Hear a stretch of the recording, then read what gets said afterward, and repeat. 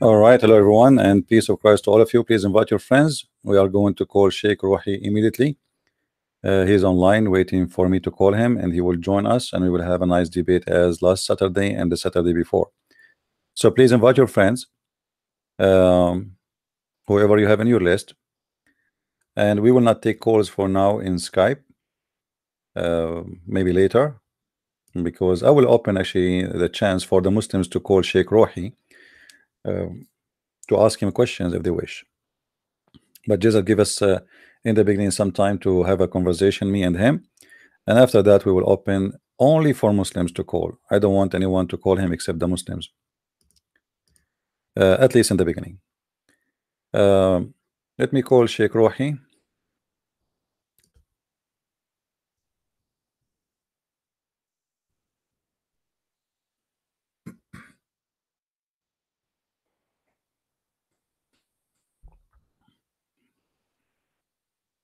All right.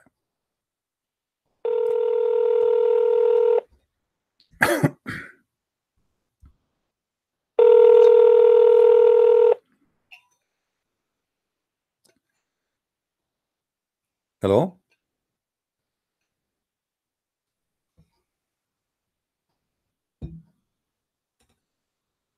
Assalamu alaikum. Wa alaikum assalam. With the greeting of the God of the Christians, peace to you. Welcome, Sheikh Rohi, to be with us. I hope today you have a, you will have a good time together. Ahlan wa sahlan, my friend. Alhamdulillah. Hope you are okay, and all your family, inshallah. Thank you very much.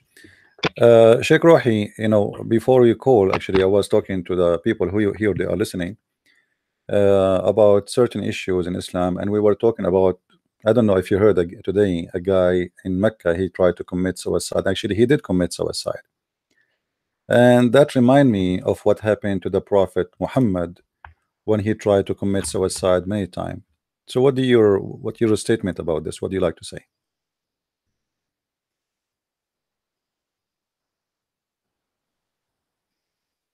You heard me?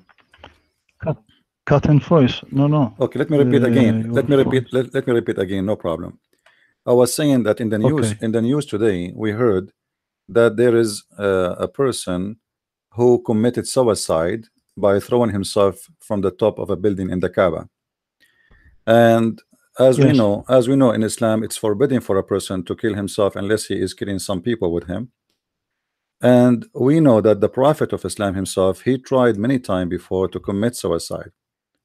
So what do you think about the Prophet trying to commit suicide and this Muslim committing suicide? What the difference between them? Oh, truly, I don't. I read, I hear about this man who threw himself from the mosque, but I don't read the details of this accident. But as according to Prophet Muhammad sallallahu alaihi wasallam, it is not true that he was want to throw himself from the mount, as you said, as in the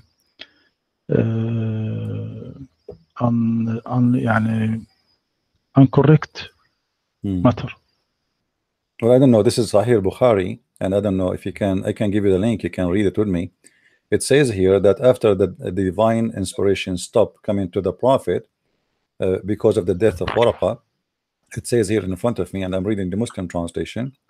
The Prophet becomes so sad, as we have heard, that he intended several times to throw himself from the top of the high mountains, and every time he went up to the mountain in order to throw himself down, Jibreel would appear before him and say, "O Muhammad, you are indeed the messenger of Allah, and in truth," whereupon his heart will become quiet, would calm down, and he would return home. This is in Sahih al-Bukhari. This is not in a newspaper. So what's your statement about this? Can you read this hadith by Arabic, please? Sure, no problem. Here we go. It says, ثم لم ينشب ورقة أن توفي وفتر الوحي فترة حتى حزن النبي صلى الله عليه وسلم فيما بلغنا حزنا غدا منه مرارا كي يتردى من رؤوس شواهق الجبال فكلما أوفى بذروة جبل لكي يلقي منه نفسه تبدى له جبريل فقال يا محمد إنك رسول الله حقا فيسكن لذلك جأشه وتقر نفسه فيرجع فإذا طالت عليه فترة الوحي غدا لمثل ذلك. And the rest of the hadith, you can read the rest of it. So what is your statement, Sheikh Rohi? This ثم لم ينشب ورق أن توفى وفتر الوحي أحسن حتى حزن الرسول صلى الله عليه وسلم. لحظة أنا أقرأ النص.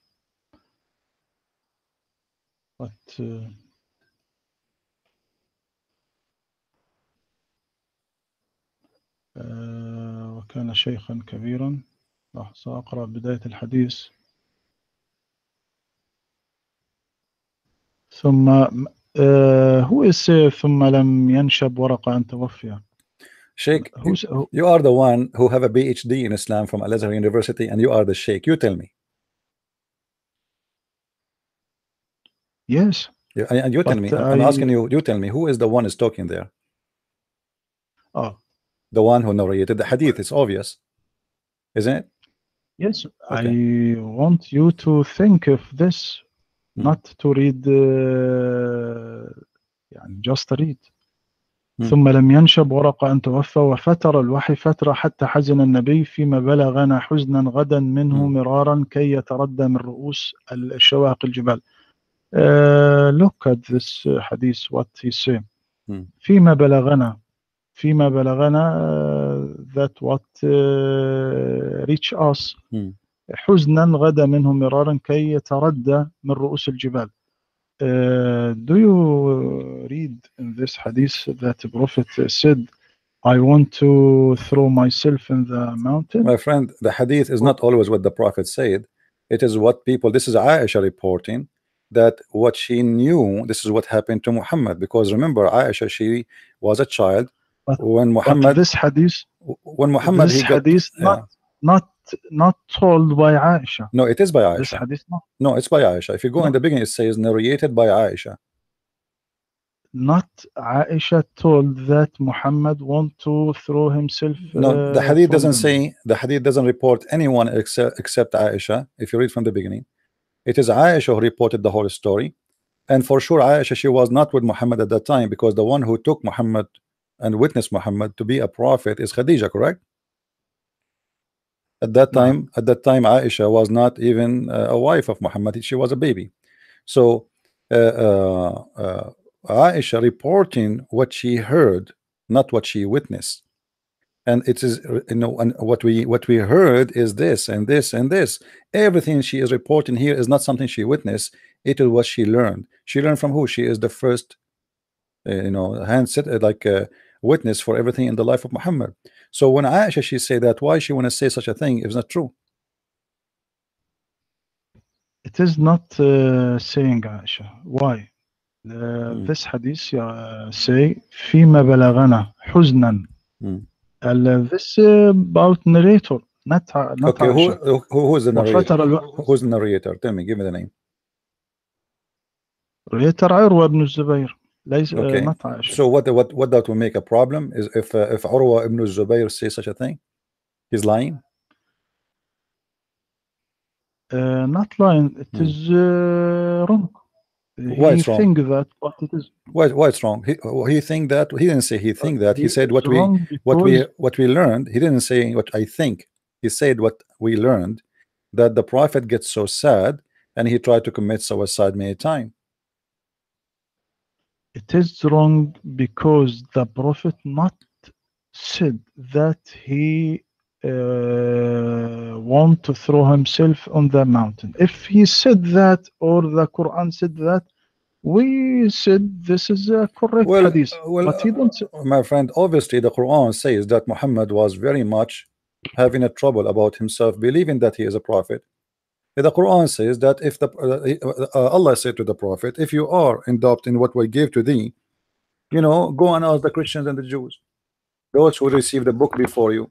So obviously the Quran witnessed that Muhammad is suffering from something, and that is about him being a prophet. He don't want to believe he's a prophet. And Allah told him, okay, if you don't believe me in what I sent to you, go and ask those who believe before you. فإن كنت في شك مما أنزلنا إليك فاسأل الذين يقرؤون الكتاب من قبلك. Allah is saying that to Muhammad because Muhammad he believe or Muhammad don't believe. Obviously Muhammad don't believe he's a prophet. He don't want, he's still confused about is he really a prophet. And this is a very perfect match with the story in the hadith. If you read in the hadith, it says it's not only telling us the story that Muhammad tried to commit suicide, it says that each time he tried to commit suicide, the angel Jibril appeared to him and say to him, don't do it, you are truly indeed a messenger of Allah. And then after he said to him, you are indeed Allah messenger in truth, whereupon his heart would become quiet and he would calm down and would return home. And then it's continue saying this, he did not do that once, he did it many times.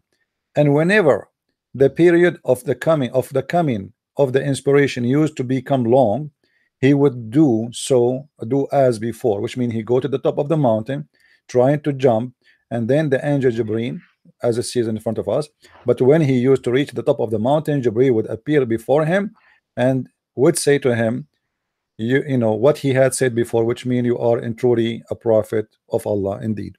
So Muhammad, when he hear that, he stopped trying to commit suicide. So what the problem of Muhammad? He is so desperate, he cannot believe he is a prophet. He want to end himself. He thought he is a crazy. He is suffering from mental issues.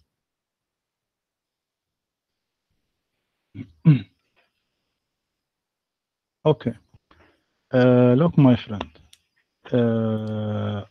God said, do you hear me? We hear you.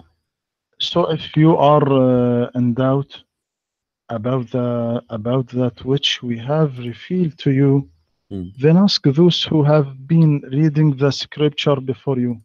Okay. The truth has certainly come to you from your Lord, so never be among the doubters. Do you mean, do you understand what this verse mean? Yeah, Muhammad, you don't believe he's a prophet. No. This is scolding and reproof, not praise for people of scripture.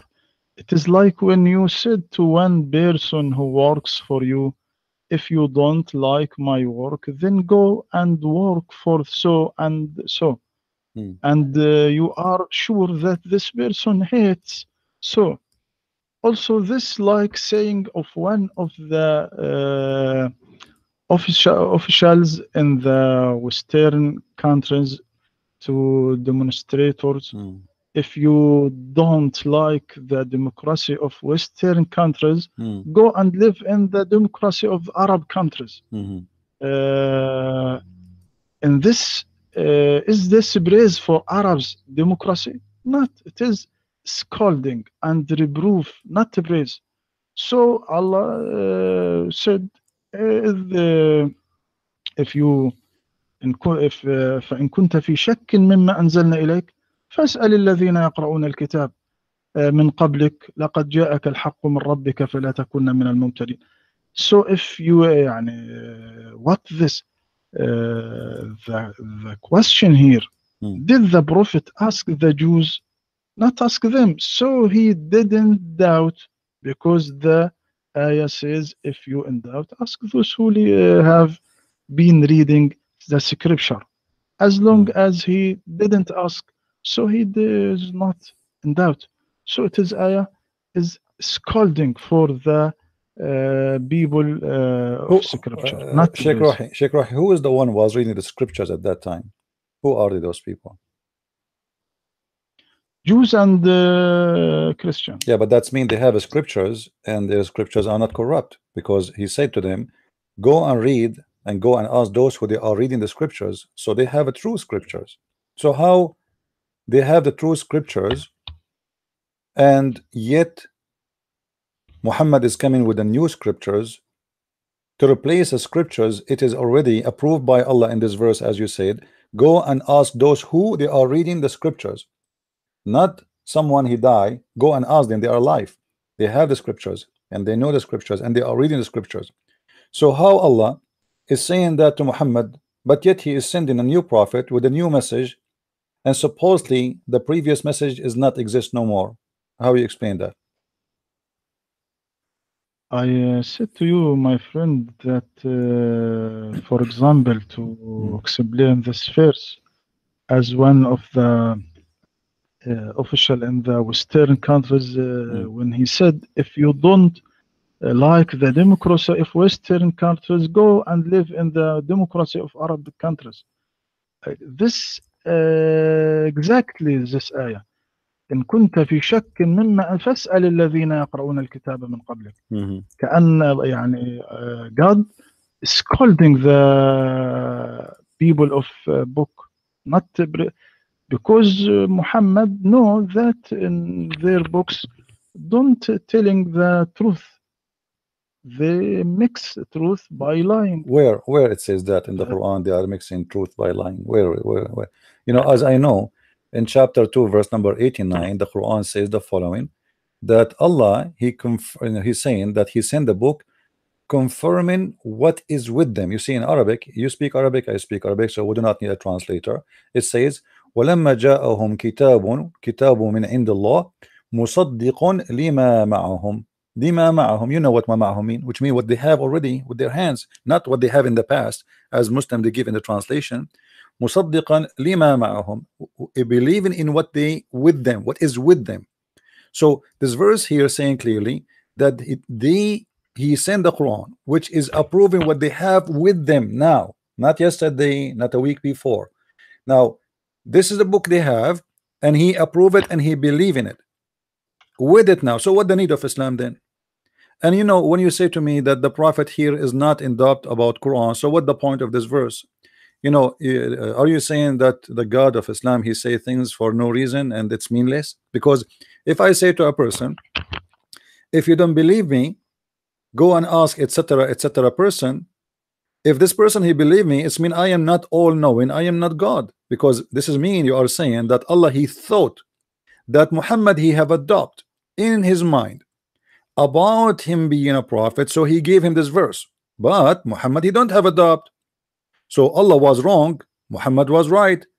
So Allah is saying to Muhammad, okay, if you have a doubt about what I gave to thee, go and ask the Christians and the Jews, for they have a book right now with them and it's a correct book. So what is the need of Muhammad? No need. This is number one. Number two, Allah he do not know if Muhammad have a doubt or not. If you are saying to me Muhammad don't have a doubt, it's mean Allah he gave a verse have no use whatsoever. Because anyway, you just said he will not ask the Christians and the Jews, and you said to me, show me where he asked the Christians and the Jews. So why Allah saying to him, ask the Christian and the Jews if you have a doubt, if you have no doubt, and he will not ask the Christian and the Jews? That's mean Allah is not all knowing and he have no idea what he's talking about. The mic is yours. Allah said in chapter 3 verse 71, O people of the scripture, why do you confuse the truth with falsehood and conceal the truth while you know? This verse tell us that people of book mix the truth by falsehood. O people of the scripture, why do you confuse the truth with the falsehood and conceal the truth while you know? يا أهل الكتاب لما تلبسون الحق بالباطل وتكتمون الحق وأنتم تعلمون. This and so it is a lot of verse talk about this problem of people of. Give me interpretation, Sheikh, for this verse. Can you give me interpretation you approve for this verse? Yes. Now I back to interpretation. So.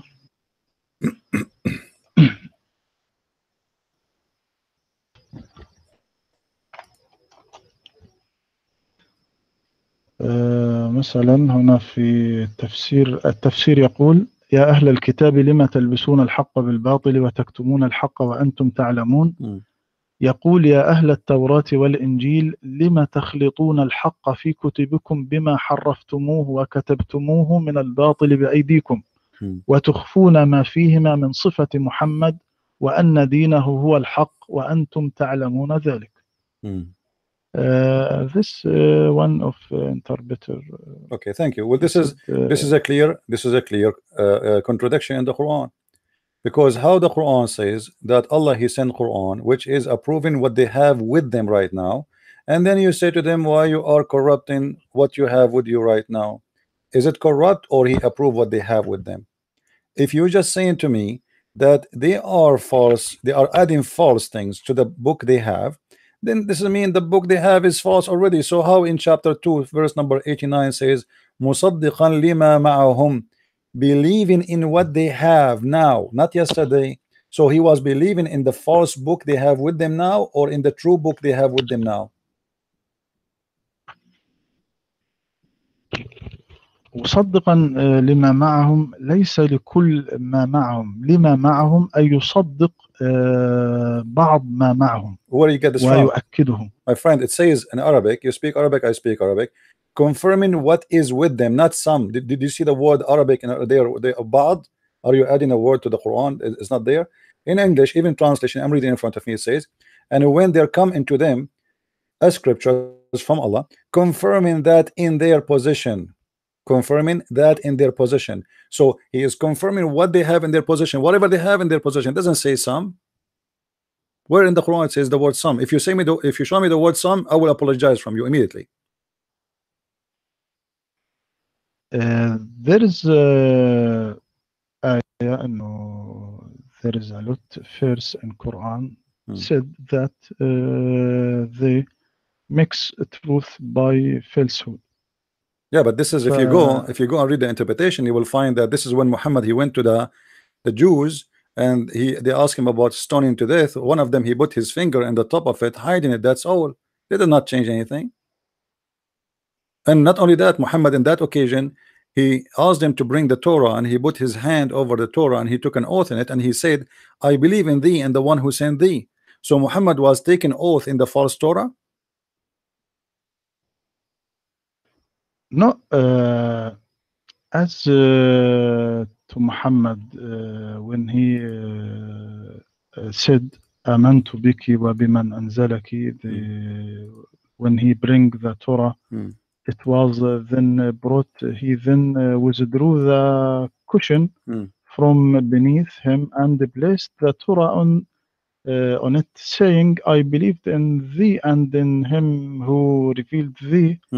What the scholars said about this verse, the scholars said that the prophet means the origin of the Torah, not means this Torah that was above the cushion. Okay, guys, look at this. The prophet, he was taking an oath on the Torah under his hand, but he don't mean this one. He mean something else. I mean, come on, Sheikh Rohi, who is the word is going to believe in this? So are you saying to me Muhammad was, I'm not insulting, you are the one who's saying that. You are saying that Muhammad, he is practicing taqiyya. He take an oath, but he don't mean it. He means something else. He said to them, bring me the book, bring me the Torah. They brought him the Torah. He put it in the couch, on the cushion. He put his hand on it, and he said, I believe in thee and the one who sent thee. But according to you, he don't mean this book. He was fooling them. He's lying. He was believing in a book different from this book. How you say that, Sheikh Rohi? It is not my saying, my friend. It is the scholars. They said that. Yeah, but this means they're accusing the prophet to be a liar. You are accusing your prophet to be a liar. You know, if you take an oath now, if I give you a book, Sheikh Rohi, and you say, I believe in you, huh? Speaking to the book under your hand, you put your hand physically, and then I say, I believe in you, and you and the one who sent you, and then you say to me, he don't mean it. So this is what? This is taqiyya, correct? No, not taqiyya. So what is it? Said the original of the Torah. He didn't say the original. What he said the word original, my friend? Show me. If you show me the word original, I will commit suicide now. Show it to me. Where is the word original coming from? Are you Muslims adding words that in the mouth of your prophet? This is the saying of scholars. My friend, so are you following the scholar or following the prophet? The prophet, he said, I believe in thee and the one who sent thee. He did not say words, it's not there. He said, I believe in thee. But let me tell you what happened. The scholars, they are trying to find a solution for this disaster. He is a prophet of God, making an oath that he believe in the Torah, but in the same time he want to tell them the Torah is corrupt. So how he take an oath of it, swearing by it, saying I believe in it, yet he don't want to accept it, because this is simply an act of somebody practicing hypocrisy. He was between the Jews, he was being hypocrite to the Jews. This is the only explanation. I'm not saying he is or he's not. This is what you are saying to me. You are saying to me, your prophet, he was with the Jews and he is hypocrite. He is taking an oath in a book. He don't believe in it. He believe actually it is corrupt, but yet he put his hand on it. I mean, who is forcing Muhammad to bring the Torah and say he is voluntarily? He said, bring me the Torah. Okay, the Jews, they brought him the Torah. He said, okay. He grabbed the cushion underneath of him and he put it in the top and under his and like he put that the book in the cushion, and he said, I believe in thee. It's not the Jews forcing him, putting a sword in his neck to say that. No, he voluntarily took the book, said, I believe in him and who revealed thee, and I believe in the Torah. So why he say that? What is the word some? Do you see the word some? No. So you have to add words in order to solve problems about your prophet. This is the whole story. And here we find that Muhammad in this stage trying to be a Jew. He want to convince the Jews that he is a Jew. He believe in what they believe. My friend, the statement that Prophet Muhammad said by Prophet Muhammad is possible for two meaning.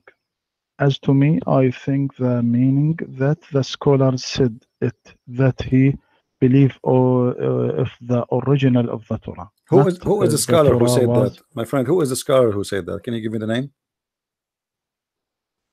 Okay, let me back to the scholar and لحظة. Okay. 1 minute, please. 1 minute, I tell you Hmm. who them.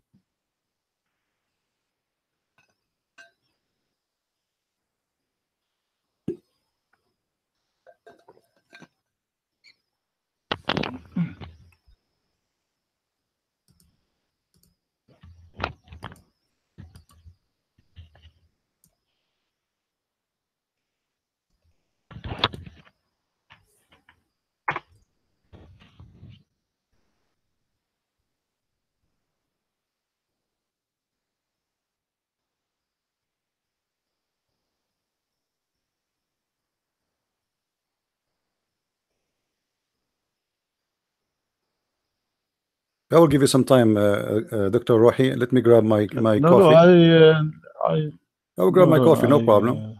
1 minute, 1 minute, 1 minute, Okay, let me please. grab my coffee and feel free to answer. Well, Okay, okay.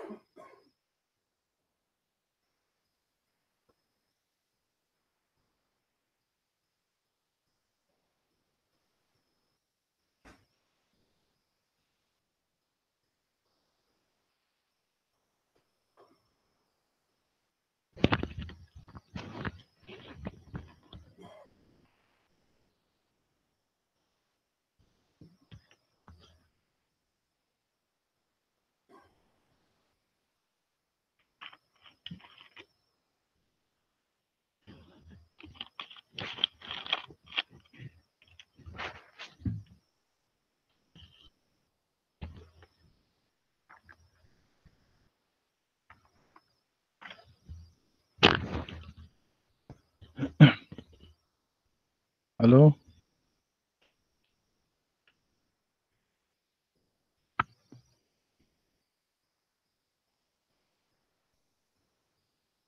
I find it. When you finish, tell me, please.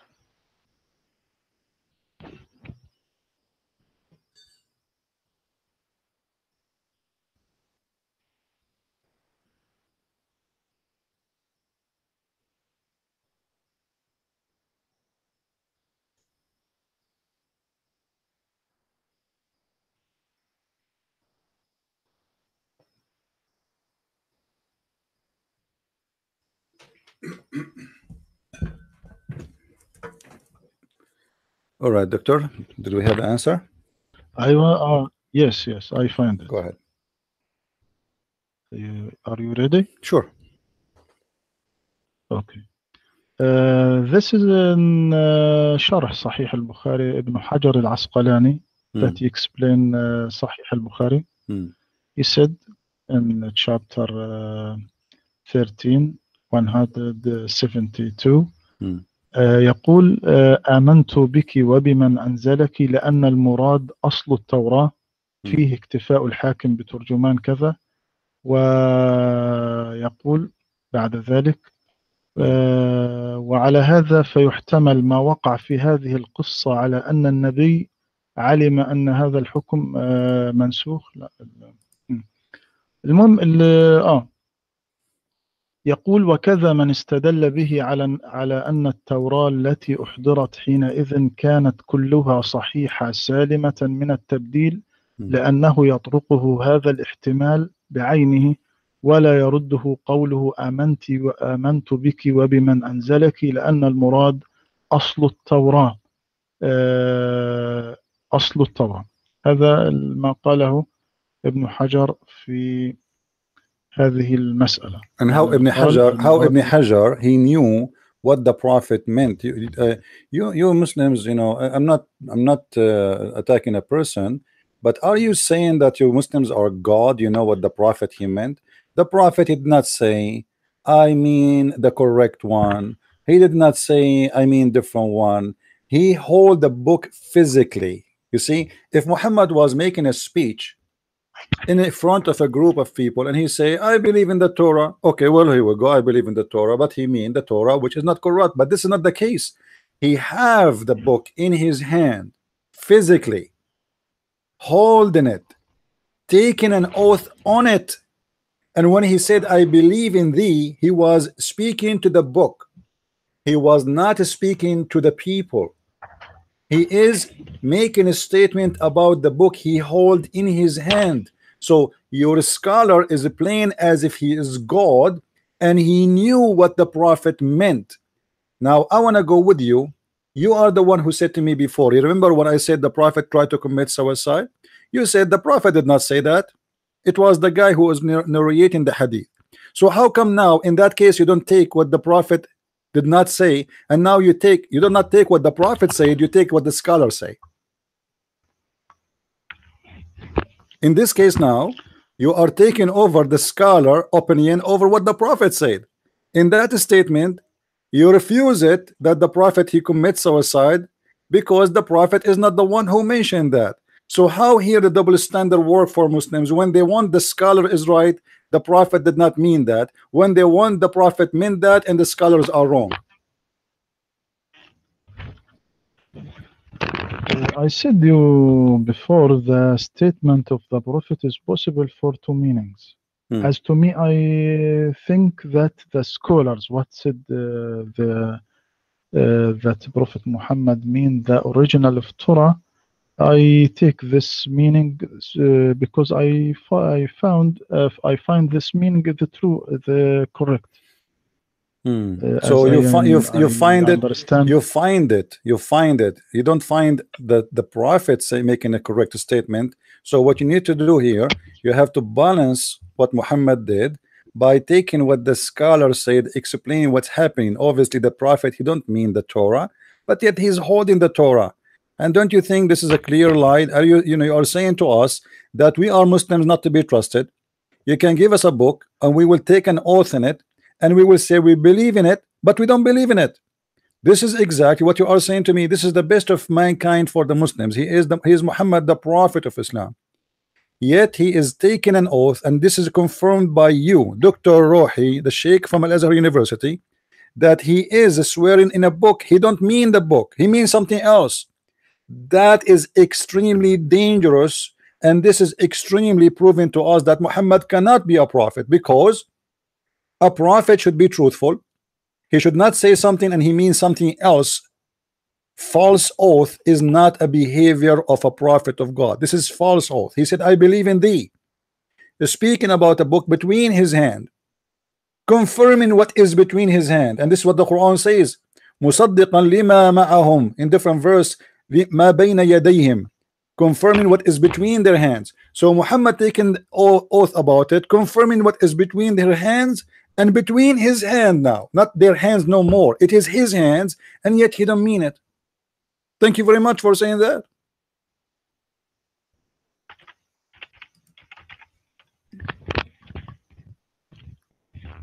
We are listening, Doctor. What do you want to say? Okay, okay.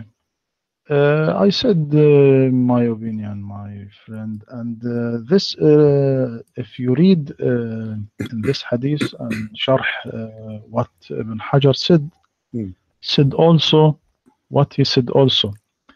والاستدلال به لذلك غير واضح لاحتمال خصوص ذلك بهذه الواقعة فلا يدل على التعميم. انظر ماذا قال. فلا يدل على التعميم. يعني إذا كانت if the Torah that Prophet Muhammad put it above the cushion was it true, all true, this not يدل على circular of all Torah in this time. My friend, who is this guy? He is a prophet. The prophet, he hold the Torah in his hand. He didn't say I confirm this page. He didn't say I believe in this page. He said give me the Torah. He did not even question them. He did not even read it. He took it, he grabbed it, he put it in the cushion. Which means he is trusting what he have in his hand, believing in it, and he says voluntarily, I believe in thee and the one who sent thee. He is not saying I believe in some. And again, you are just trying to find a solution for what your prophet did, because this is obviously an act of hypocrisy. If you don't believe in the Torah, yet he swear by the Torah, and then he say, and you Muslims say, oh, he meant he believed in some. That's mean he was fooling the Jews. Did he say to the Jews, I am fooling you, I believe only in some of it, not all of it? No. He said, I believe in thee. Did he say I believe in 2 pages, 10 pages, 5 pages of it? No. Did he say I believe in chapter 2, chapter 5, chapter 10? No. He said I believe in thee, and he said give me the Torah, not give me a chapter, not give me a page, and I want to swear by that page. The whole book brought to him from cover to cover. And you know, by the way, the Torah at that time, it was a scroll, like, you know, you roll it up. So they bought him that thing, and he put his hand on it, showing a lot of respect. Look what your prophet doing. He grabbed the cushion. He don't want to put the Torah in the floor. No, he grabbed the cushion and he put the Torah in the top of the cushion, and then he put his hand in the top of the Torah, saying I believe in thee. So why he is showing respect, taking oath in a book which is the book of the devil, obviously, because you see, the second a person he put words in that book, that is not the book of God no more. So you confirm to us that Muslims cannot be trusted, starting from Muhammad, because they can take false oath the same as their prophet. They say something, they mean something else. And now I want to ask you, as long you are insisting that the scriptures are corrupted, well, that's very funny, because this is the book of Allah, and you Muslims, you work hard trying to prove to us that the book of Allah is corrupt. How Allah can be God, but yet his book is corrupt? That is proving that Allah cannot be God. For the Quran confirm that the one who sent the Torah and the one who sent the Injil is Allah. And what the Muslims trying to say to us, that Allah cannot protect his books. How you explain the weakness of your God, Dr. Rohi, Sheikh Rohi? How Allah is weak to the point anyone can change his words? You might. Okay, I said Bible and Torah not God's word, but it is Jesus' word and the meaning from God. That's to say it is revelation from God, and Jesus said it by his word. So because God's word, so is the Injil not change. Is it the Injil? Is it the Injil the word of Allah or not? Not word of Allah. Well, this is not what the Quran say, my friend. I don't know where you got your degree from. If we go to chapter 3, verse number 3 in the Quran, it says, it is he who sent down to you in the truth, the book, confirming what is with them, actually not went before them, and he sent down the law of Moses and the gospel of Jesus. So the Quran says he is the one who sent the Injil, he is the one who sent the Torah, and you are saying to me this is not the word of Allah? What we mean word of Allah? what we mean when we mean word of Allah. We mean in Islam, word of Allah, that Allah said this word character. يعني not character has been changed. So now, if you look at the Torah and the Injil, Torah not revealed by Hebrew. Torah, for example, Torah, Jews, when Torah was revealed to Moses, were speaking ancient Egyptian language, and they didn't know Hebrew yet.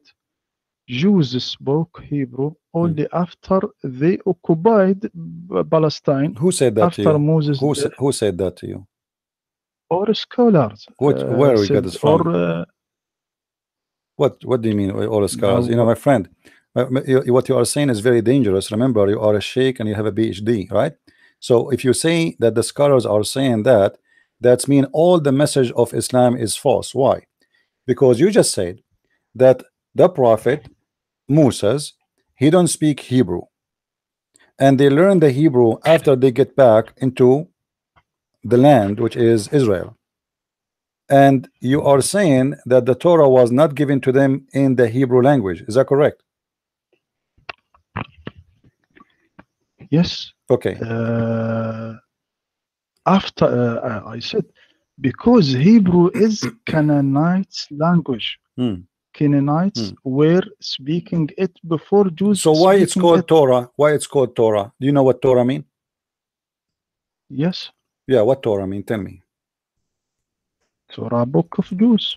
This is the name of the book, but what the meaning of the word Torah? What the meaning of the word Injil? Injil and good news. Good news. Okay. According to which language? Aramaic language. Aramaic. The Injil is Aramaic, really. Yes. Who said? Who told you that? Where you get this information from? That the word Injil is an Aramaic word, and it means the good news. We there from our study. All, if you want, now I don't. Yeah, but because the Torah, my friend, the Torah is a Hebrew word, and the word Injil is not Aramaic, is a Greek word.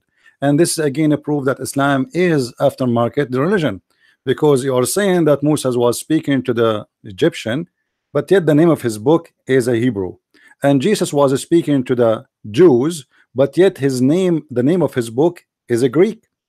And the Quran says we never sent a messenger, but he speak in the tongue of his own people. بِلِسَانِ قَوْمِهِ. بِلِسَانِ قَوْمِهِ. He have to be from the people, and he have to speak the tongue of the people. If you remember the story of the three messengers with Allah sent, do you remember the story? He sent them to the city of Antioch. Those are three messengers. They went to a city called Antioch, right? Okay, what is the language of Antioch? أنطاكيا عندما أعتقد إنه Aramaic language. Okay, so Jesus was sent to the people of Antioch, or he was sent to the Jews? To Jews. But Antioch is not a Jewish city. Is Antioch a Jewish city? Do you think that Jesus speak Hebrew My language? friend, I'm going by the logic of Islam. The Islam, you Muslim, you say Jesus was sent only to the Jews. Okay, Antioch is not a Jewish city. This is a Greek city, and you confirm that right now. You are saying they speak Greek. No problem, regardless if this is true or not. I believe they speak Aramaic. However, I am asking you, if Jesus was a messenger only for the Jews, how the Quran confirmed that Jesus, he sent the three messengers? One, his name is Paul, the other one is Simon Peter, and the third one, some Muslims they say Barnabas, some Muslims they say John or Yohanna. So how they are three messengers of Jesus? They went to the city of Antioch, and yet you are Muslims saying that this is was a prophet, or Jesus was a prophet only for the Jews. Don't you see there's a contradiction here? No, the Quran not said that Prophet Jesus sent three messengers. It is some of interpreters said that. Some. Why? Why? The What about you? What do you say? You, who are those three? You. the Quran not mentioned that Jesus who said No problem, sent my that. friend. You. What do you say? Who are those three? I think the verse that said وما أرسلنا من رسول إلا بلسان قومه not mentioned to the language, not mentioned to the Really? language Who said that that? Where you get this from? It's about language, because lisani qawmihi, you speak Arabic, I speak Arabic. Lisan is a tongue, language. This is what it's mean, and you can read all the interpretation. Not even one of them don't agree with me. Lisan, and the Quran confirmed that. It says we send it in the language of the people so they might understand. لعلهم يعقلون. So what is the logic? It's a good logic. We send a messenger to speak the language of those people who, so they can understand. Very simple logic. This is what the Quran is saying. And if we read the interpretation of the Islamic scholars, as you confirm yourself, that the interpretations of the scholars says, oh, those are the messengers of Jesus. Now, according to you, who are those three? when Allah said وما أرسلنا من رسول إلا بلسان قومه ليبين لهم فيضل الله من يشاء ويهدي من يشاء وهو العزيز الحكيم. يعني ليس معنى بلسان قومه يعني أن موسى يتكلم العبرية أو المسيح يتكلم الأرامية. Not Moses speak Hebrew and Jesus speak Aramaic language, or Muhammad speak Arabic. It is clear speaking, but المقصود بلسان قومه that the prophet, every prophet, when he sent to the his folk, he was know his culture, their culture, how they think, how they feel, how they what their need, what their hope, how he know all thinker. يعني المقصود انه يتكلم ثقافة قومه وروحهم وعواطفهم وحاجاتهم وأعمالهم. How somebody will speak the culture and the history of those people, but they don't speak their language. I mean, don't you think this is really what you said is out of control? If we read the Tafsir al-Jalalain, he said, not me, and we have not sent any messenger except in the tongue with the language of his people. And this is the case for all the scholars. Suddenly, according to you, Sheikh Rohi, that this is not about a language. This is about he know the culture. So you know the culture without knowing the language. I never heard of such a thing before. So I go to India right now, and I'm going to know the culture of the Indian, but yet I do not speak their language. How that can happen? In order to know the culture, you have to know the language. And the Quran confirmed that Allah He sent the Quran in Arabic for a reason. Why is that? So they might understand. So you are denying again what the Quran says, even about the Arabic Quran. Why the Quran is in Arabic? Because Muhammad was sent to the Arab, so they might understand. Inna anzalnahu Qur'anan Arabiyyan la'allakum ta'qulun. So we send it to you in Arabic book. Why? Why it's in Arabic? So you might understand. You might understand. Read it. So you are denying the logic of the Quran. You are denying what your God Allah He said. It's just to escape that the Quran is full of errors, claiming that Jesus is a messenger for the Jews, but yet his book, his name is in Greece, and you just confirm that yes, it was in Greek. And Musa, he gave his book, as you said, in the ancient Egyptian language, not in the Hebrew. But yet this is against the Quran, and the Quran confirmed that Allah He gave the book to Muhammad, and Muhammad is just a prophet, the same as any prophet, in Arabic, so they might understand. And this is contradiction for Muslims claiming that Muhammad is a messenger for all mankind, because you cannot explain the Quran today to anyone. You Muslims, you have tons of thousands of explanation for the Quran, and none of them match anyone. And every scholar he gave me different verse, different meaning, and you just gave me one. You just said that the Torah and the Gospel are not the book of Allah. And I cannot find one scholar support what you said. Can you show me one scholar, Sheikh Rohi, Imam Rohi, Dr. Rohi, accept what you said, that the Torah is not the book of Allah and the Injil is not the book of Allah? Remember, you are recorded. Muslim themselves, they will take you accountable for what you are saying. The Muslim themselves are going to ask you questions. Actually, I'm going to open the mic if you don't mind after maybe an hour or half hour. It's up to you. And because some Muslims, they have a question for you, if you don't mind. Is that okay? Yes. All right.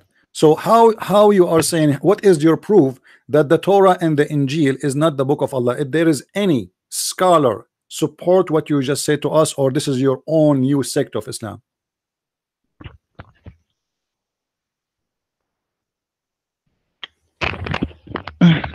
Look, my dear, I want to clear what the mean of بلسان قومي, then I explain what word of Allah. When Jesus sent to the people of Israel, he strike example from really of his people. For example, he them example girls and wedding, and example of farmer, or example of garden of grapes, or example the narrow doors. All these example from the reality of the people in this time. This is what mean بلسان قومي, يعني بلسان حالهم, يتحدث بلسان حالهم من ثقافتهم ومن واقعهم. What scholar said that, my friend? I'm asking you, what scholar said that? The explanation you just gave me. I gave you a Jalalain, I can give you Ibn Abbas, I can give you Al-Tabari, I can give you any scholar you want. None of them agree with you. Can you give me a scholar agree with you? Why a Jalalain is saying the language? Is he lying? Is a Jalalain lying when he said the language? Why he's adding the word languages if it's not about language? Yes. Why as the tafsir أو the Jalalain أو القرطبي, it is we don't take everything they tell us. So you know, we take what we like. We take what we like. You know, Islam is very selective religion, and the Muslim is like a guy going to the grocery store. He grab from the shelf what he like. So there's no rules, and there's no respect for the religion. And those sheikhs, who you Muslims call them scholars, they fabricate meaning. Because remember, fabrication is not only about fabricating a word; it's about fabricating a meaning. So you Muslims, you are saying to me, confirming to me, that your Muslim scholars, they lie about what Allah meant. They fabricate meaning, it's not there. And we Muslims, every one of us, he can come with his own meaning. My friend, I don't fabricate. No, not you. I'm not saying it's you.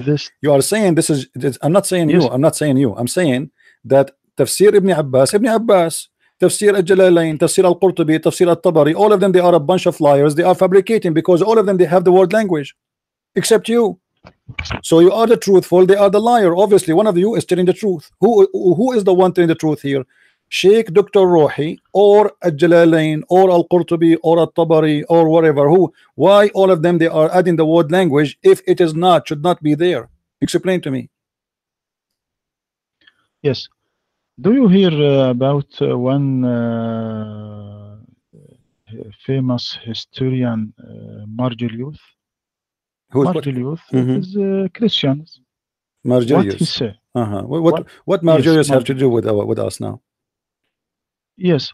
No, my friend, I don't go by scholars. I go by what my God he said. I don't go by any scholar. I'm asking you now. Don't change the topic. You Muslims go by the interpretation. You Muslims give interpretation for the Quran, and you are the Muslims who is giving me interpretation now. Not a single Muslim in the world agree with you. So I'm asking you, based on what you came with this, that the Torah and the Injil is not the word of Allah. Show me one place. The Quran is full of statements saying that Allah is the one who sent the Torah, Allah is the one who sent the Injil. And we showed you where a prophet of Islam taken oath in it. And you are the one who said, yes, he's taken oath, but maybe in the original one. He is talking oath in the original one. Why? Because it's from Allah. But you just say to us, no, Moses did not receive a Torah from Allah. This is not the book of Allah. And the Injil is not the book of Allah. Since when this is coming? I never heard of a sheikh in the world ever. Actually, I heard a guy from Pakistan just a week ago saying the same thing. This is sound like a new sect. Are you a Muslim Sunni Sheikh Rohi, or you are a new sect in Islam? Yes, I am a Muslim Sunni. Okay, which is sheikh in Islam? Which is sect? Where the Sunni in the world they believe? Show me one page. It says that the Torah and the Injil are not the book of Allah.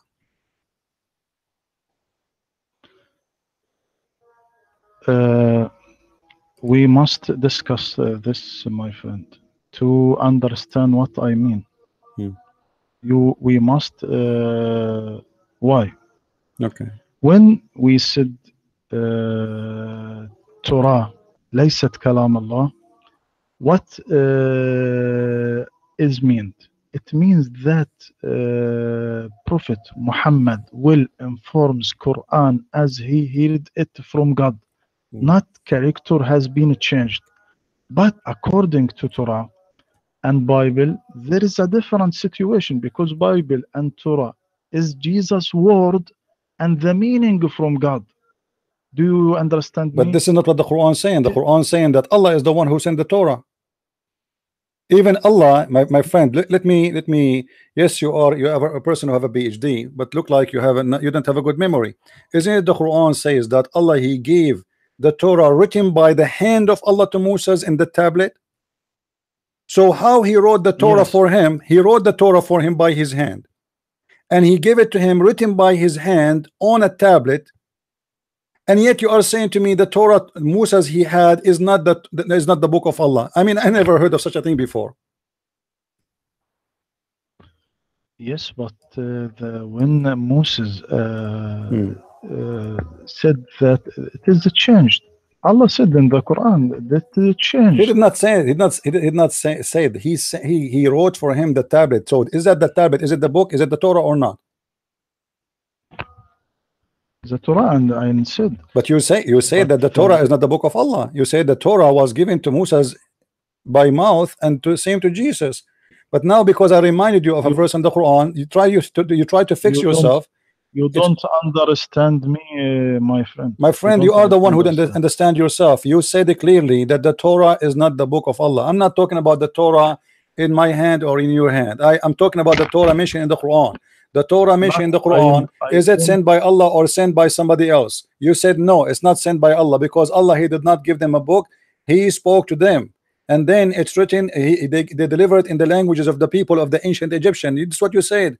But this is false, because Allah, he gave the Torah to Moses written in the language of Moses, and the Muslim believe that all the books of Moses given in the tablet, not only the Ten Commandments as the Jews believe. So here you have a problem. You contradicted yourself, saying that Allah did not send the Torah.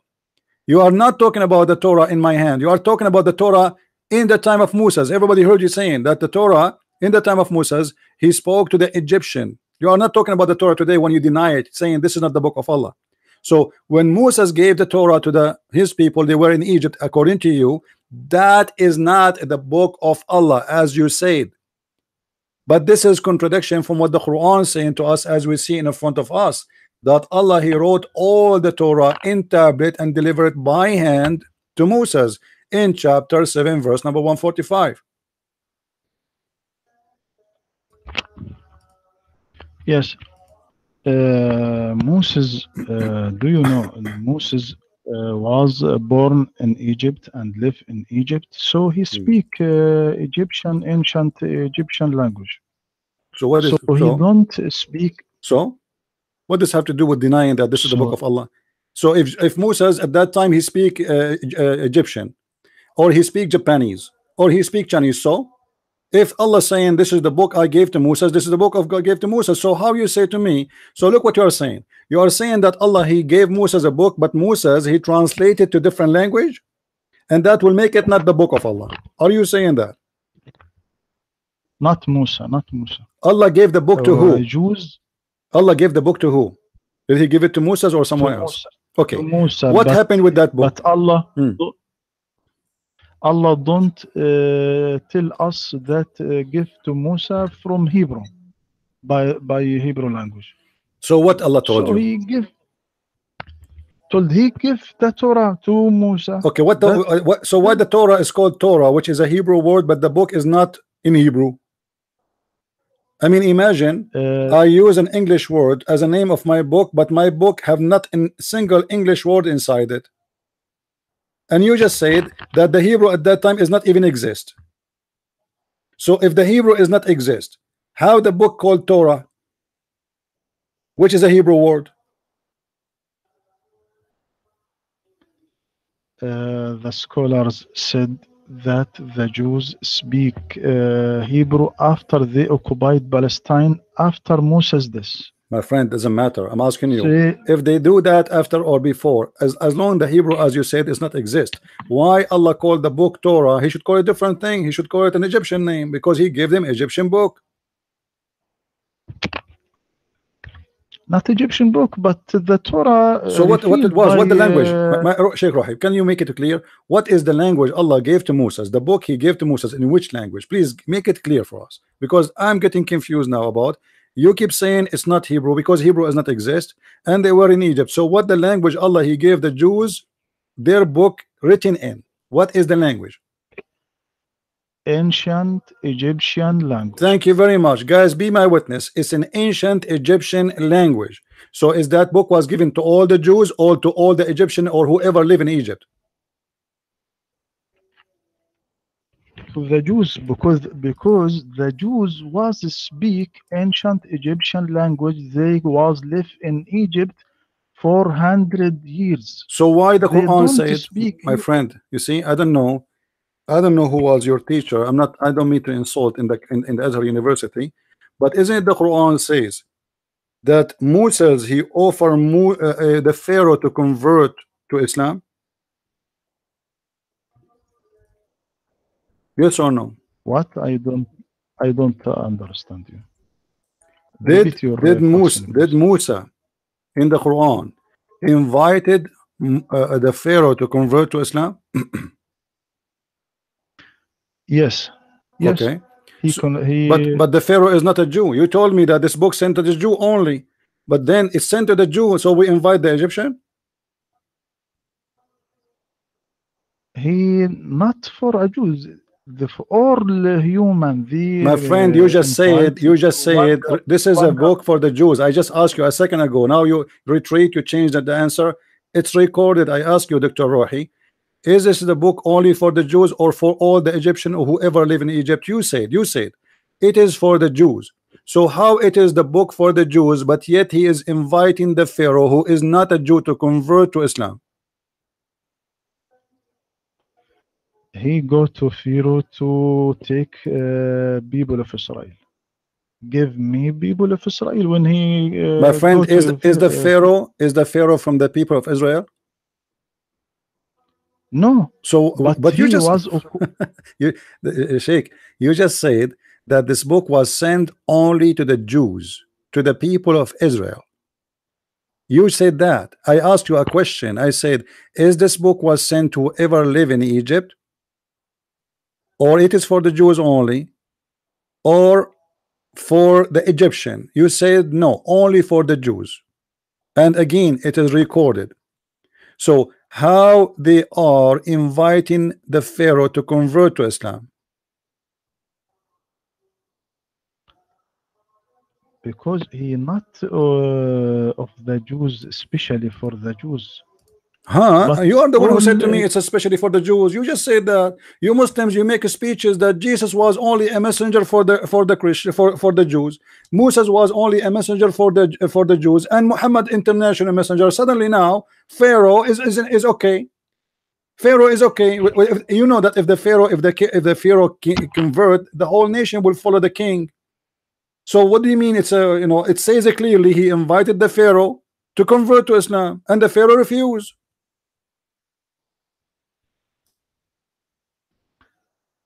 Why he go to the Pharaoh? It doesn't matter, my friend. Is he a messenger for the Jews or he is a messenger for the Pharaoh?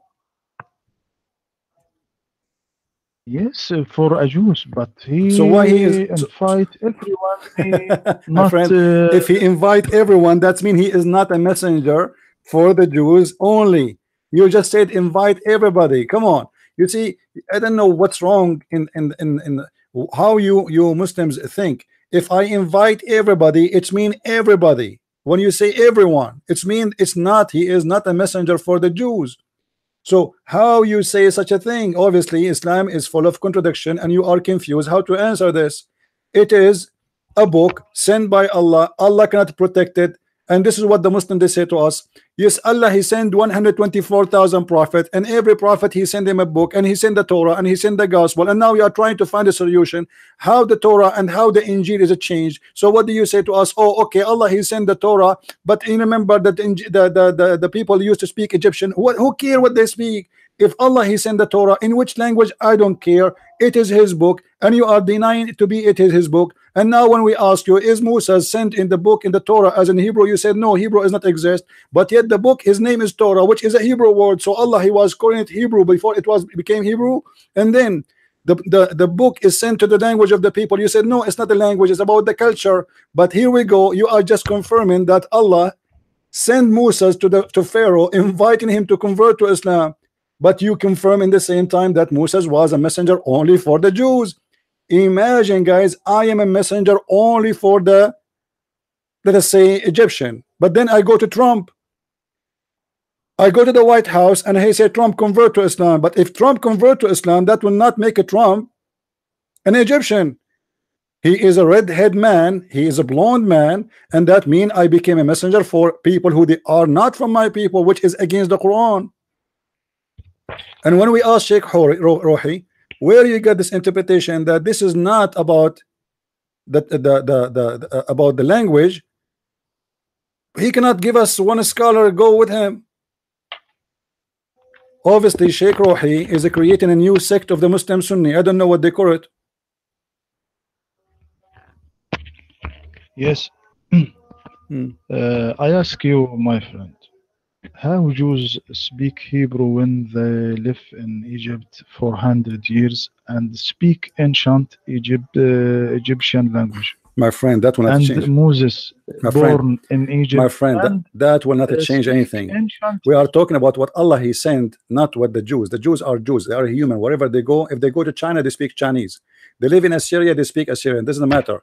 The question is, you are saying that Allah did not send the Torah and he did not send the gospel, the Injil, and you are saying that the Quran is speaking about the tongue is not about the language, which is absolutely not true, because all Muslims confirm that this is about the language. And when we ask you, was Allah sending the Torah to the Jews or to international society, you said to the Jews only. But the Quran in the front of us says in chapter 10 verse number 75, then after them sent we Moses and Aaron to the Pharaoh. Who is the one who sent? He sent them in purpose, not in his way. He saw them and he, like he say, hey, convert to believe in Allah. No, Allah sent them Moses and sent them Aaron, both as messengers of Allah to the Pharaoh. But the Pharaoh is not a Jew, and he is not a Hebrew, and he is not from the nation of Israel. So here we have a very clear contradiction. But in order to save the problem, you come with a theory which is very confusing. You yourself, you cannot prove it. And here we go in front of everybody.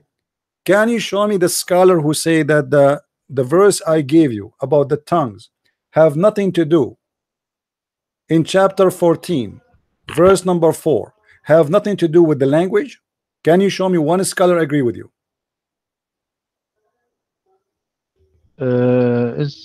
What verse? Please read. Chapter 14 verse number 4. 14. This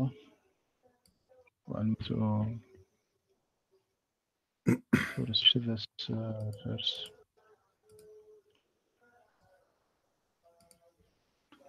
I don't know what this. Can you read this, please? Can you read this, please? No problem. وما أرسلنا من رسول. Let us open the verse. No, إلا بلسان Yes. قوم. Okay. No. So this.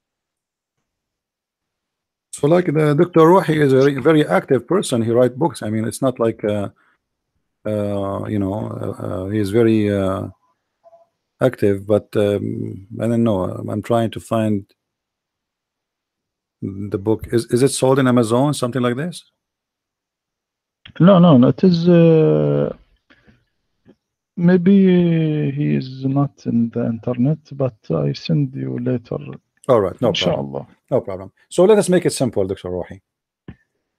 The scholars, and you agreed with me, that all the scholars, they agree that this is about a language. But you yourself, you don't agree it's about a language. And what make you think it's not about a language? Why you fly out of the team? All the Islamic scholars, they say this is about a language, as we saw At-Tabari, Al-Qurtubi, Al-Jalalain, etc., Ibn Abbas. Not even a single one did not go and say it is about language. Yet you say it's not a language. So why you, a person who have a PhD, come to this conclusion?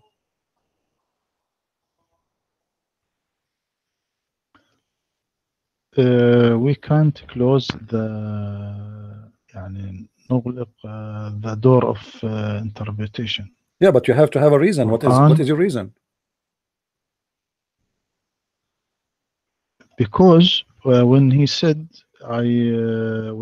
بلسان قومه I said ليس معنى بلسان أن موسى يتكلم العبرية، المسيح يتكلم مثلا الأرامية، محمد يتكلم العربي. هذا الكلام من قبيل توضيح الواضحات، لا تفيد شيئا. لابد أن كل رسول يبعث باللغة التي يتكلم بها قومه. لا يعقل أن يأتي رسول للعرب مثلا يتكلم العبرية، لا يعقل أن يأتي يتكلم لليهودية يتكلم العربية.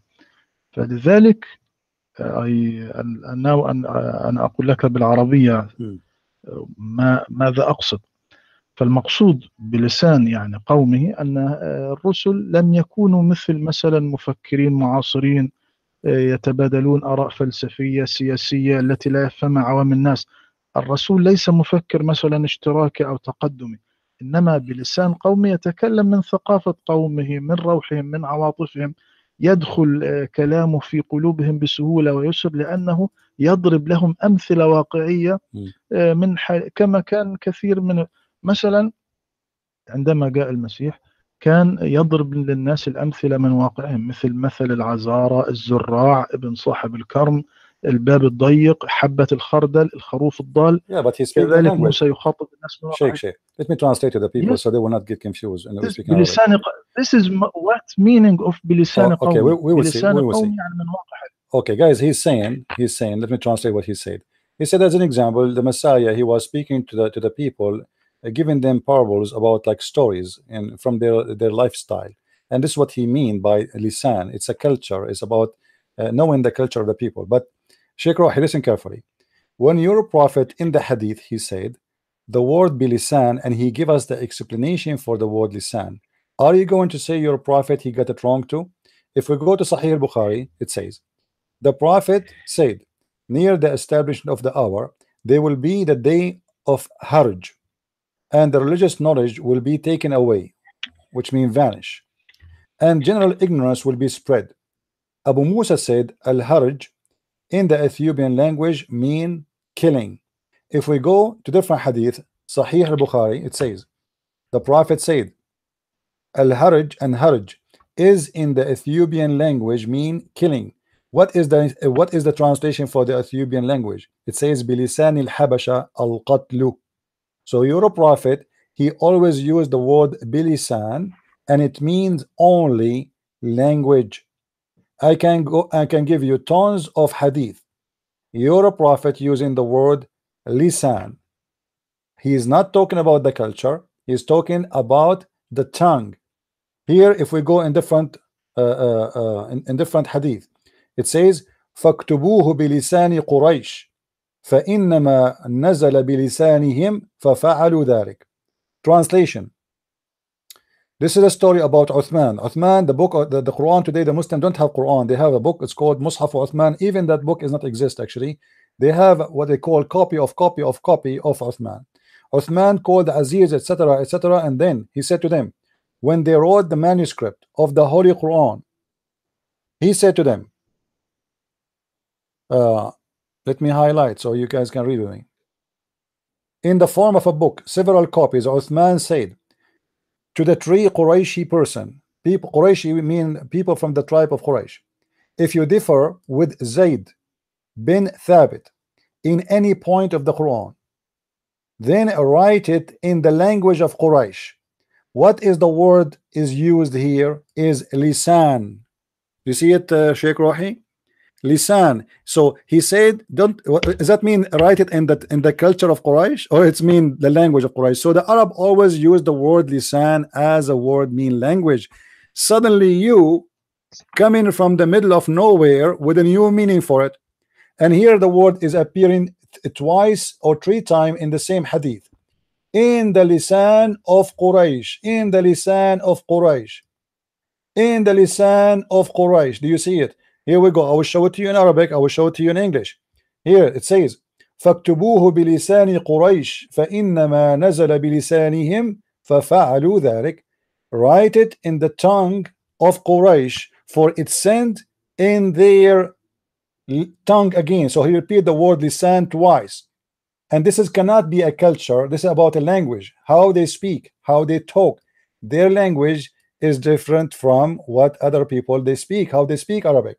So فَاكْتُبُوهُ بِلِسَانِ قُرَيْشٍ فَإِنَّمَا نَزَلَ بِلِسَانِهِمْ فَفَعَلُوا ذَلك.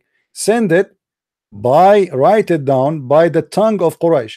Are you saying to me that Uthman, he do not know what the word lisan mean to? And he was confused. He is ordering them to write it in the tongue of Quraysh, but he meant the culture of Quraysh.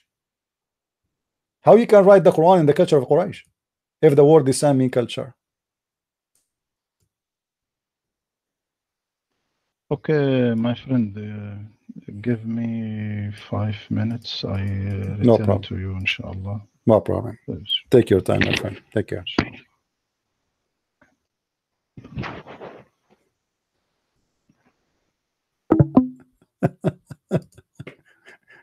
I hope I wasn't hard, was I? Actually, I did not eat yet. I'm so weak. I'm so tired. I didn't sleep yesterday.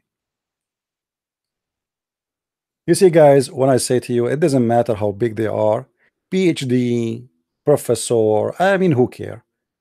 I go down if you are a kid. I go up if you claim to be a scholar, and still you will not answer me, and you are no match.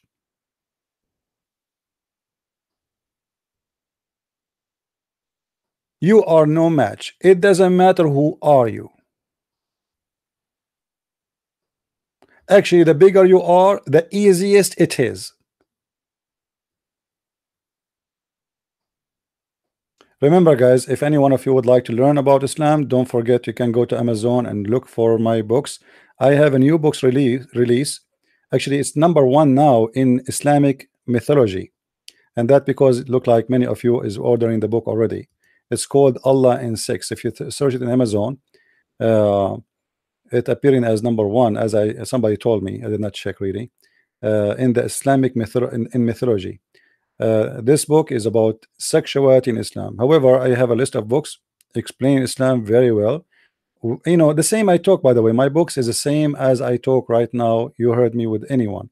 It's exactly me. You will notice right away this is me, you know, from the way I talk. My book is no different from me speaking to you here. I speak in a very simple way. I don't make things complicated. I help you to think. I will not think for you, but I help you to think with me, so we can reach into a conclusion. And if you notice, I'm talking to a scholar, supposedly. I am helping him to think. Did you notice that? I am helping him because he did not get it yet. This religion is the religion of confusion. They claim to be scholars, but in Islam there's no scholar, because simply it's a very confusing religion. Everybody have an answer. Everybody will give you new interpretation. Everybody wanna try. You know, remember when I mentioned to him last time, I said to him, let us go to the book of Asbab al-Nuzul or Tafsir. He said those books are written to solve a problem. Well, isn't it you now giving a new interpretation to solve a problem? Isn't it you trying to run away from the true interpretation of your scholars, making a new interpretation because you got them. Now you notice that this is really bad. Those sheikhs are really bad. They get the prophet busted. People today are more educated. Those questions maybe never been asked before. So now we have to change the interpretation. We cannot stop the interpretation. You know what kind of religion this religion is? The scholars against the scholars. You see, Muslims are against the Christians, but the Muslims don't agree with the Muslims. Muslim Sunni don't agree with Sunni. Shia don't agree with Shia. Shia don't agree with Sunni. And we are talking about the same cult, the same sect. Still they are contradicting each other because every one of them trying to be smart, trying to find a solution for a problem. For Islam is a problem, is not a religion. The second you believe in this cult, you are doomed. You are high with drugs and you have no idea what to say. So when you debate a Muslim, he is not weak because he is weak, but he is weak because Islam is a stupid religion.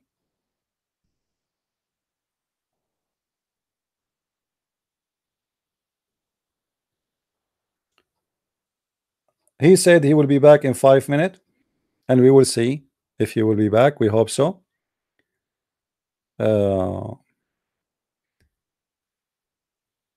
Let us see here. And guys, if you have already my any of my books, especially the last one, Allah and Sex, don't forget to make your honest review. Now my books is not like there's books they put a lot of words there like blah blah blah blah blah. It is a flood of reference. As you see here, the guy, before he finish I give him something else, before he finish I give him something else, and even I don't need to think about it. It's just there in my head. And this is how I write my books. I don't sit, I have a pre-idea to write. I know I will write about sex and Allah, and then ideas they come one after one.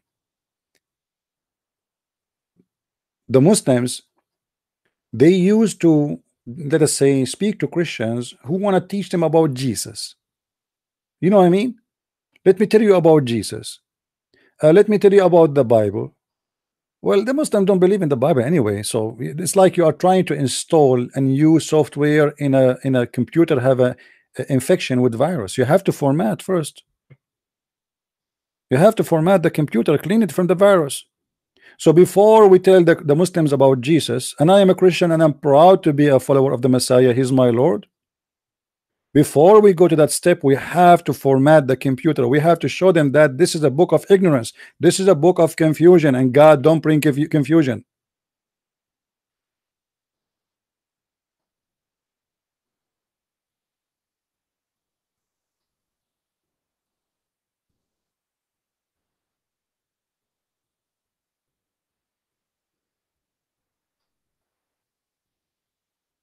He said 5 minutes.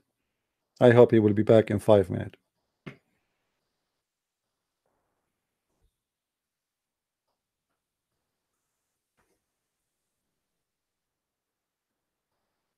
What is the Trinity? Here we go. You see, the second you ask the Muslims a question, he have no answer for it. He says, what is the Trinity? Let me tell you what the Trinity, you Abdul. The Trinity is God, is called Allah. He say he is not created, and his Quran is not created. Then he sent Islam by three, him and Jibreel and Muhammad. And then he recite the Quran, opening the Quran by three names, Allah and the Rahman and the Rahim. And then he said to you, if you commit sin, you fast 3 days. And then he says to you, if you divorce your wife 3 times, you cannot remarry her again. And then he says to you that Allah, he sent the most mighty messengers, which is Moses and Jesus and Muhammad. And he says to you that my name is 99, which is the multiply of number 3. And you are telling me what the Trinity is? Yes, Sheikh Rohi. Hello? Hello. Yes, Sheikh Rohi, we hear you. Go ahead. Okay. لحظة. How is the voice now? I don't know what happened. Your voice is kind of. Do you have a fan on or something? No. Okay, How can you call me the back voice because the voice is bad. It's like there's a noise. Speak voice now. now is bad? It's low. How the Somehow it is voice? low. What happened? I mean, a second ago it was fine. My microphone is Really? far away from from your mouth. I don't know the problem. Let me call you back. Hold Tell on. me that. Let me call you back.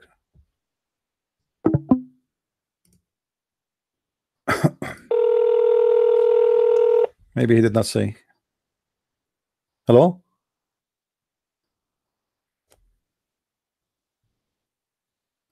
Sheikh Rohi? Hello? Hello? Assalamu alaikum. Wa alaikum assalam. I don't know what happened. Your voice is very down. What happened? Let me do restart. Restart your pal talk and come back, please, because it was fine a second ago. I think there's a problem. Okay. Hmm.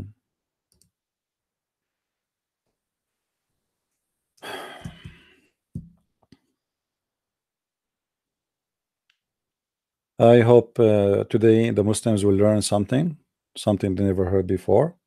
But anyway, each time we do broadcast, there is people, they come and listen to me for 10 years and they said to me, we thought after listening to you for 10 years we learn it all, but each time we listen to you we hear something new.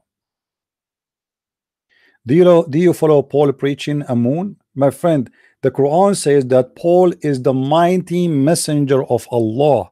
And this is how funny the Muslims are. They accuse Paul, call him names, when the Quran says Paul is a messenger of Allah. Why? Because the dad says so. Because Zakir Naik said so. Brother Titter, the Christians today, they are not following the Prophet Jesus.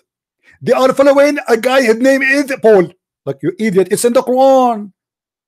The books of the Muslim Sunni everywhere says Paul is a messenger of Allah. So why we should not follow the teaching of Paul, you idiot? Muslims are copy paste.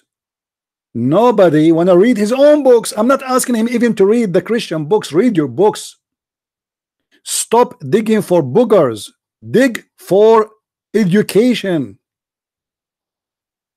A Muslim sit in the front of the TV watching Zakir Naik digging for his booger, and Zakir Naik said, brother Sitter, the Sitter, they're asking a question. How come in the heaven of Allah the women he will not have hur, while the man he will have hur? First of all, the word hur in the Quran is not a male or female. It's a plural name. What the heck? The word hur in the Quran is not a male or female. The Quran says they never bleed.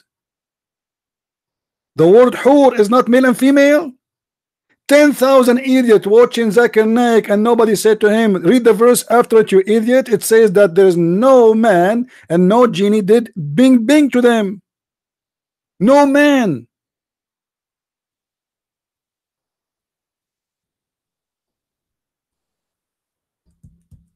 Yes, we follow the teaching of Paul. For Paul, he speak for God. For Paul, he is a messenger of the Messiah, and he is teaching what the Messiah taught him. Do you have a problem with that? And you Muslims, you claim that Paul is your messenger too. This is how stupid you are. And you did not answer what I said to you. Why the Quran says, and why the scholars of Islam says that Paul is a messenger of Allah if he is a bad person?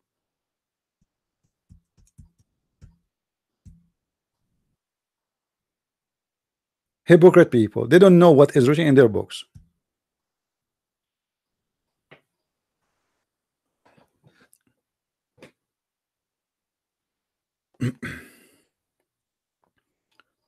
Where the Quran says that? Okay, hold on. When the Dr. Rohi call, I will get you busted.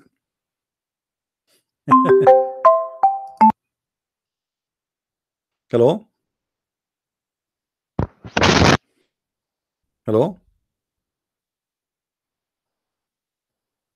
Dr. Rohi, you hear me? Hello. Okay, talk please. Hello. Assalamu alaikum. Walaikum salam. Now the sound is good. Perfect, perfect. Dr. Rohi, there's a guy. He is a Muslim. His name is Saud Hassan. You hear me? No. This guy, he's a Do you Muslim. hear me? Yes, yes. How the voice now? How the voice now? It's perfect, perfect, very good. This guy, he's a Muslim. His name is Saud Hassan. He is asking about chapter No. 36, verse number 14. chapter 36 verse number 14 is speaking about the three messengers was sent by Allah to the city of Antioch. Who are those three messengers? He want to know. The Quran not mentioned to these messengers. All right, but who are they, those messengers? Surah Yasin. Who are they, those messengers? The Prophet not tell us, the Quran not tell us. How I tell you? So how we will know now? Like, are you saying the Quran is a confusing book again? You know, Allah he sent the three messengers. He told us about them, but he don't want to tell us who are they. Why is it? What is the mystery for? I mean, what is the secret for? How come he tell us the name of Jesus? He tell us the name of Idris. He tell us of names of people we never heard of Luqman, etc. But then now they have three messengers, all of them in one packet or in one box, and yet you are saying that the Quran did not tell us who are they. Yes, but I don't confirm to you, so because the Quran not mentioned to my friend, this, but you as a scholar, if your son, Prophet, messenger, three messengers. Sheikh, the guy there, he is a Muslim and he want to know. So what we will say to him? We will say to him that no Muslim knows who are they. Yes, and I said to him, no, we don't know this messenger. So how come because Allah don't.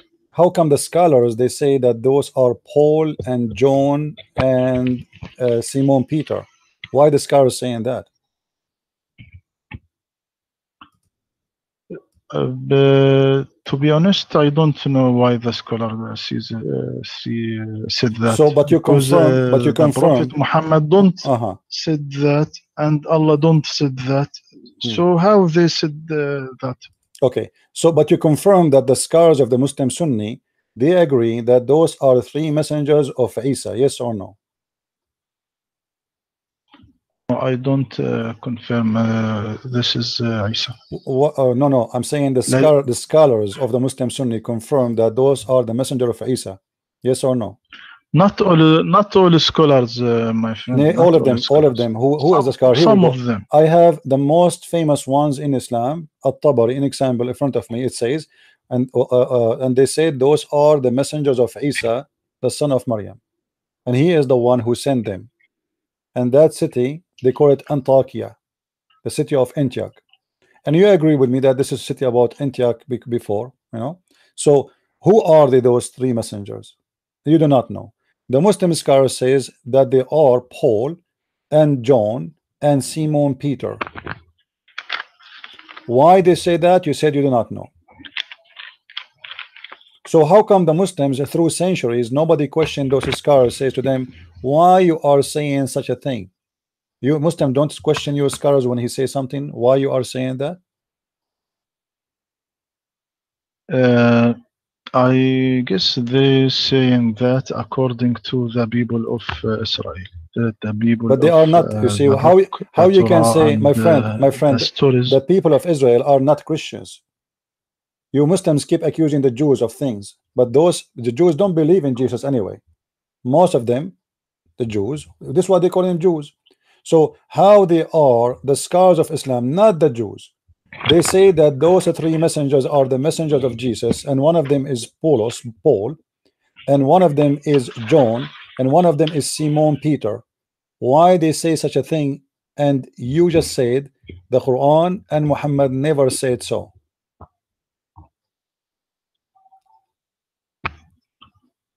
I guess from the story from people of the book, there is a lot of stories, but it is not true stories. Okay, so are you saying in the tafsir books? Yeah, are you saying that tafsir? Are you saying that tafsir is not a truthful? Those sheikhs are liars. They are taking lies and putting it as explanation for the Quran.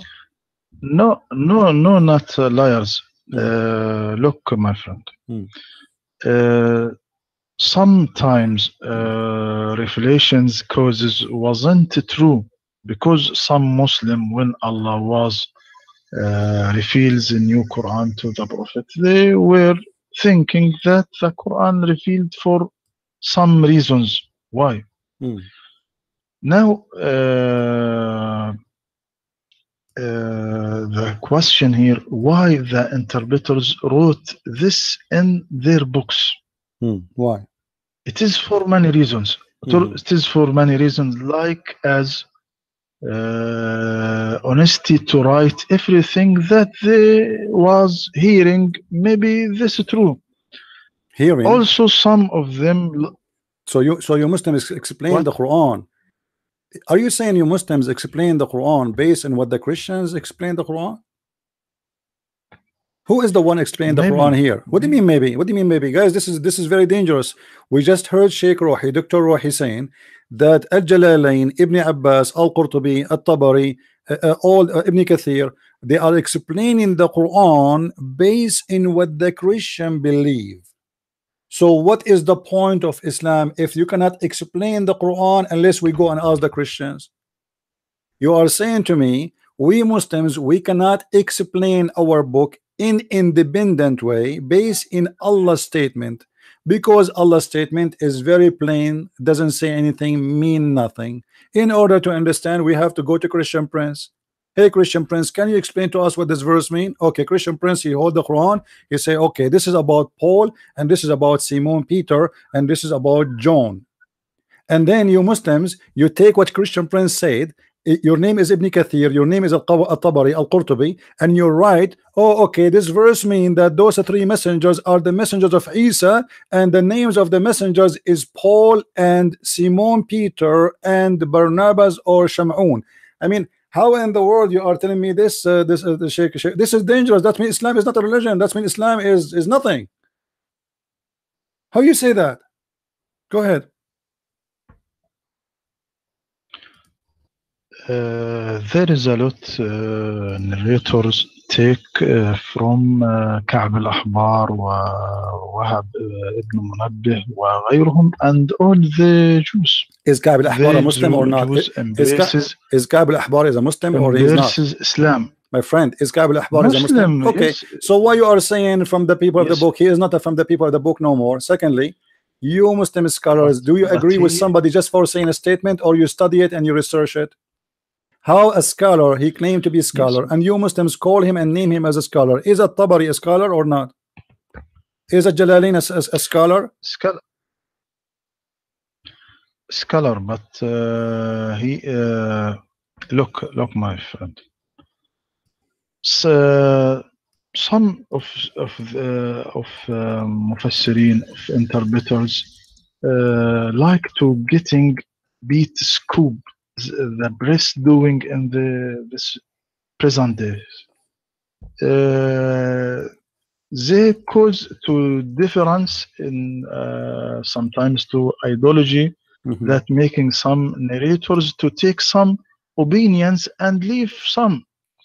Also, some of explainers liking to write strange things in their books to make their books more exciting. Maybe it's Muhammad who hold on, Sheikh Rohi. Isn't this what Muhammad saying? You are saying some interpreter, they are writing strange things because they get the intention. Well, the one who is writing the strange things is your prophet. He is the one who made a story about three messengers, but yet he didn't want to tell us why. He did not tell us who are they. So you are accusing now the poor scholars who they are working hard trying to explain who are those three. Why your prophet in his Quran didn't say, okay, we send the three messengers, their name is etc., and the story is solved.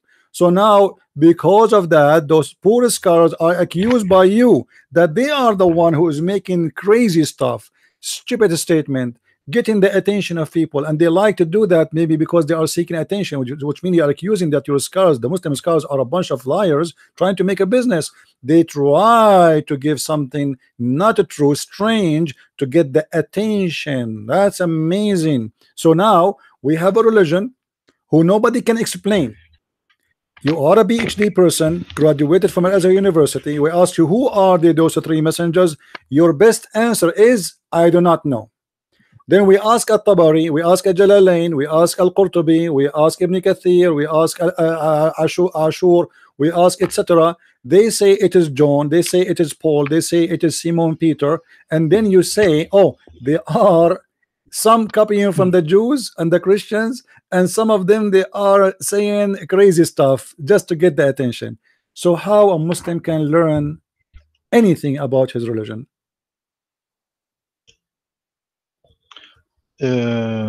Our belief not based we know what name of three messengers.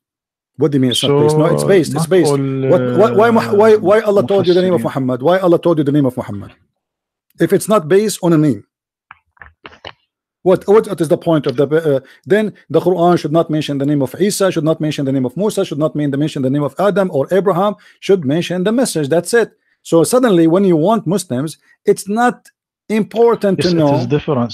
What do you mean it's different? Why is different? Is it important? Situation, my friend. Why it's different, my friend? Those are three messengers, not one. Muhammad is one messenger. Those guys are three. So three now are not important and one is important. Isn't it the Quran says we don't distinguish between our prophets and our messengers?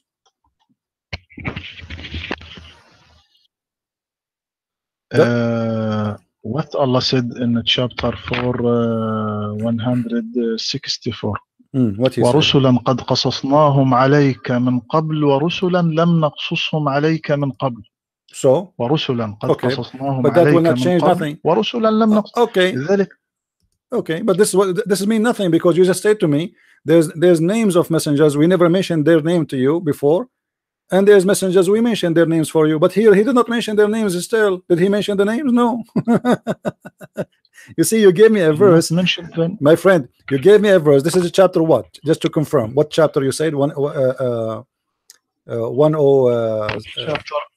chapter 4 chapter verse okay. 160. All right. النساء Okay. النساء 160 164. 64. All right. This verse, guys, Dr. Rohi he just gave me is additional proof that Islam cannot be from God. Look what it says. And messengers we mentioned into thee by name before, and messenger have not mentioned by name into thee. Okay. What the point of speaking of messengers? We did not mention their names, but we mentioned them. How we will know who they are? What city they are going to? Those are three messengers. They are going to a city. Shouldn't we know what is city? Shouldn't we know who are they? Otherwise, what the point of to tell us about their story? Simply here the verse you gave me, because Muhammad himself he do not know what to say. He is copying from the book of Waraqa ibn Nawfal. Waraqa ibn Nawfal is speaking about the three messengers who went to the city of Antioch. Muhammad he copied the verse. He have no idea this is about who. Otherwise, if he is a prophet of God, can't he ask his God who are they, those prophets? Shouldn't Muhammad, you see, you're a prophet, he have time to ask Allah if it is halal to drink a camel urine or not. It is halal to shave the mustache, or a woman she can take hair from her face. Allah have time for those things, but Allah have no time to tell us the name of three important stories. And one of them is a mighty messenger of Allah who is the one who made miracles, even resurrect people from death. Shouldn't we know who they are? Forget about this. I want to ask you, Dr. Rohi. The Quran mentioned the name of Israel. Who is Israel? Where my friend Prophet asked Allah to ask about camel urine halal. So are you saying that the Prophet was giving the Muslim orders to drink camel urine without permission from Allah? No, it is not true. What do you mean? Did he order you to drink camel urine by the order of Allah or by his own order? No, wrong. It is wrong. What wrong? Explain, wrong. Please explain.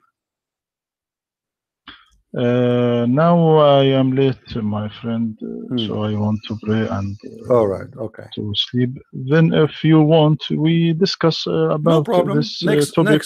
Next Saturday, no problem. I am here next Saturday. No problem, Sheikh Rohi. Maybe after Saturday, because maybe Eid. I will message you, inshallah. My friend, no problem. Thank you for being with us, and I apologize if I was like, if I might sound sometimes like rude, but I don't mean to be rude. Please don't take it personal. All right. All right. Okay, thank you for your polite. I benefit from you. We discuss and they benefit from us. Thank you. Thank you, my Thank you, Dr. Roy. friend. Thank you. I am glad to meet you truly. Thank you. Take care and have Good a good night. night. Good night. Bye-bye. Good night. All right. Was I, guys, wasn't I nice? It was very easy, actually. I was holding myself, actually.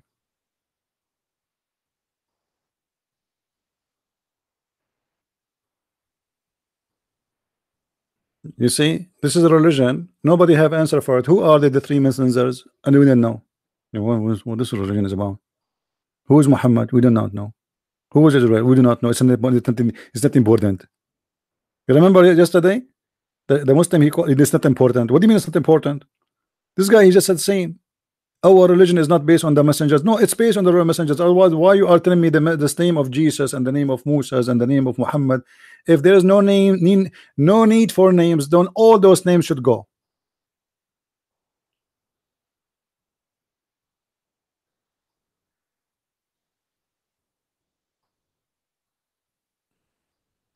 And he write books about Islam. I wish I have his books, because I'm sure from his books I can make a story. When a Muslim he have a book, a scholar, he have a book, I can get him busted from his book. That's why I was trying to get his book. Where his book? You know what I mean? That will make it even easier for me. No, we will finish for now, just to keep this video just about a debate, so people they can download it, share it with their friends. And again, remember, guys, if you like to read my books, I have my last released 2 books, variant number 1 and variant number 2, and actually they are now top sellers in Amazon for mythology, as one of you told me. I need to check that. So Sex and Allah is a new release by me. You can find my books by searching Christian Prince in Amazon.com. And remember, we have very important books. Now, this is just about sex. This book is about the sexuality of Islam. Anything have to do about sexuality. And I tried my best not to make the book so big, because I can talk about sexuality in Islam forever.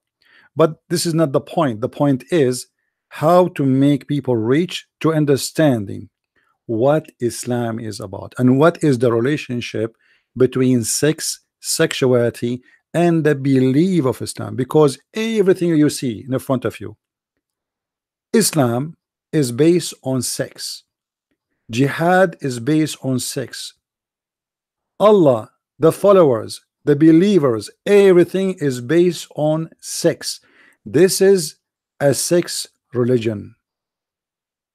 They try to speak about themselves as if they are people who have nothing to do with it, when the fact everything about it, it's about sex. People don't do jihad because they love Allah. People do jihad because they want to go and get women and boys. People, they don't want to kill themselves just because it is serving Allah. People, they are desperately dying to go and get those beautiful boys who they are so hot. Those beautiful women who no genie, no human being touch them.